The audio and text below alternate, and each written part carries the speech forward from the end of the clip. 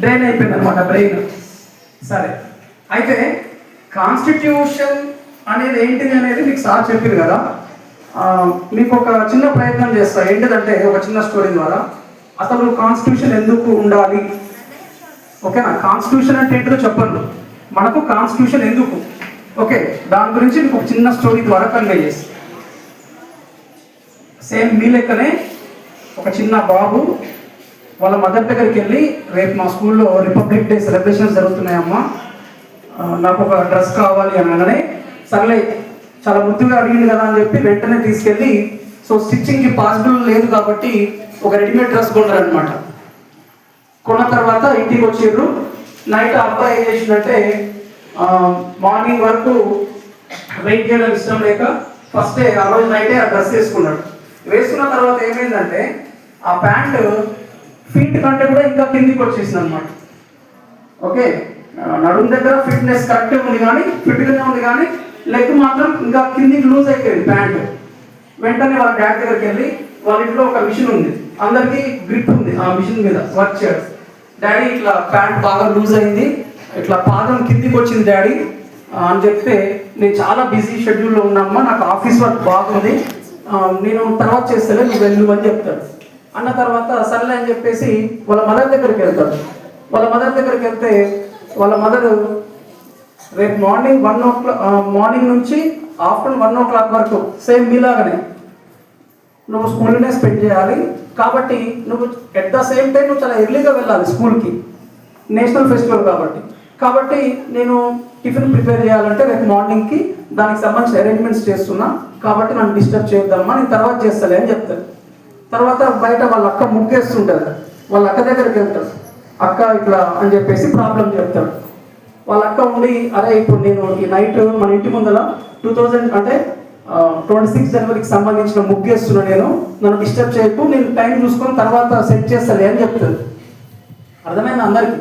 సరే, ఆ తర్వాత నెక్స్ట్ డే మార్నింగ్ ఆ అబ్బాయి అక్కడ డ్రెస్ పెట్టేస్తాడు, బాత్ చేద్దామని వెళ్తాడు. ఓకే, వాళ్ళ డాడీ ఆ డ్రెస్ వైపు చూసి, అరే నీకు మాట ఇచ్చిన కదా, నేను ఆ డ్రెస్ సెట్ చేస్తా అని చెప్పిన కదా, రైట్ అని చెప్పేసి స్టిచ్చింగ్ చేస్తాడు కొంచెం ఆ అబ్బాయికి సెట్ అయ్యేటట్టుగా. ఆ తర్వాత వాళ్ళ మదర్ కూడా ఆ డ్రెస్ చూస్తుంది, ఆమె కూడా స్టిచ్చింగ్ చేస్తుంది. తర్వాత వాళ్ళ అక్క చూస్తుంది, అరే తమ్ముడు కదా అని చెప్పేసి ఆమె కూడా స్టిచ్చింగ్ చేస్తుంది. ఇక మనోడు మంచిగా బయటకు వచ్చిన తర్వాత ఇక అద్దం ముందర చూసుకుంటూ మంచిగా రెడీ అవుదామని చెప్పేసి రెడీ అవుతాడు. ఆ ప్యాంట్ కాస్త ఏమైందంటే నెక్కర్ అయిపోతుంది, లేదా ఒక 3/4 లాగా షార్ట్ లాగా అవుతుంది. అరే ఏంది ఇట్లా అయిపోయిందని చెప్పేసి అనుకుంటుంటే, ఇక్కడ మీరు ఒక చిన్న పాయింట్ చూడండి. వాళ్ళ ఫాదరు ఆ అబ్బాయి మీద ప్రేమతోనేగా చేసింది స్టిచ్చింగ్, అవునా కాదా?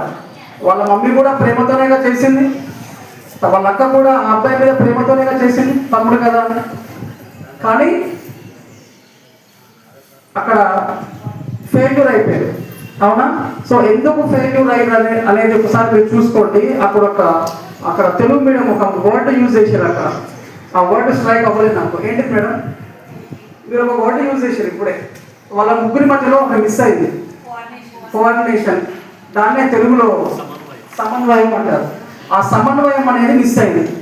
అంటే అందరూ కష్టపడ్డారు, ఓకే, కానీ ఆపరేషన్ మాత్రం ఫెయిల్ అయింది అనమాట. సో ఇక్కడ ఎట్లయితే ఇప్పుడు కాన్స్టిట్యూషన్ కూడా ఎట్లా అంటే చూడండి,